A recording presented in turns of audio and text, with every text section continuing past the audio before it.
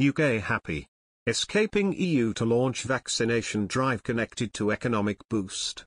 Margaret Thatcher's former advisor has said the UK's recent economic bounce back is connected to Britain's departure from the European Union.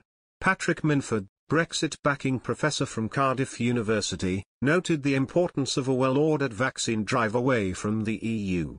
He said, "The bounce back is largely due to the vaccination success, and yes, this was connected to being outside the EU so the government could move fast, without worrying about EU state aid rules, and using our own medical regulator.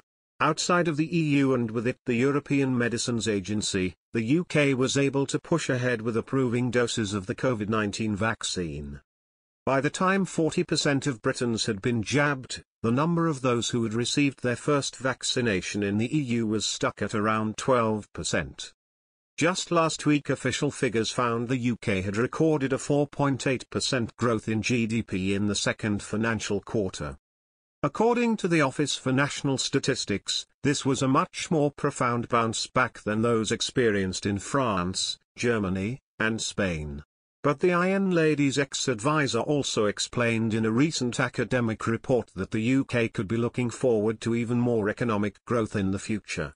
Professor Minford said, "This updates the forecast for the latest numbers and shows we are on course for 8% growth in 2021 and another 8% in 2022. In the Liverpool investment letter, the former Economists for Brexit member expressed a desire for the UK to pursue a bold tax-cutting strategy for growth and levelling up. The fellow at the Centre for Brexit Policy told, "The letter also highlights the need for a positive programme of tax cuts, reformed regulation and spending to support and boost growth. This extra growth will more than pay off the short-term rise in debt."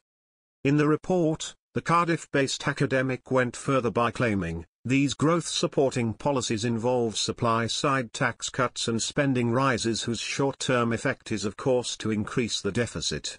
But in the long run they bring the debt ratio down, so in effect paying for themselves. The letter recommended, for the long-term good of our country, fiscal policy should now focus on boosting growth, particularly in the northern regions outside the relatively prosperous south. "What we have found," the 78-year-old claimed, "is that a bold package of tax cuts and targeted spending on infrastructure will boost growth across the country, but particularly in the north, reducing the north-south gap, and will also pay for itself through its long-term effect on the public finances." The study estimates growth in the north could double that of the south if these low-tax policies are enacted by the British government.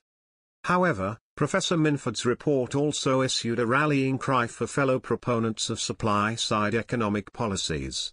To embark on this strategy, he claimed, the main need is to close our ears to the voices of gloom that urge the need to raise taxes and cut spending to reduce the COVID debt, that way lies only a downward spiral of falling growth and a rising debt ratio, a doom loop of stagnation, austerity and worsening finances.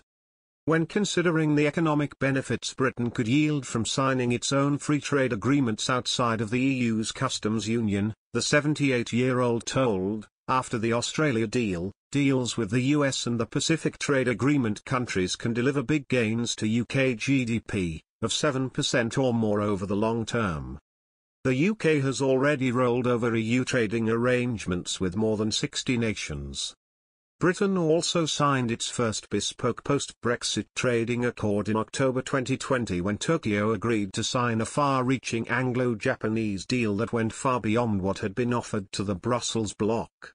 Canada has potentially moved to the front of the queue for a post-Brexit trade deal with Britain after the EU passed the long-awaited CETA agreement. MEPs meeting in Strasbourg approved the pact with 408 votes in favour, 254 against and 33 abstentions, allowing for it to start coming into force as early as next month.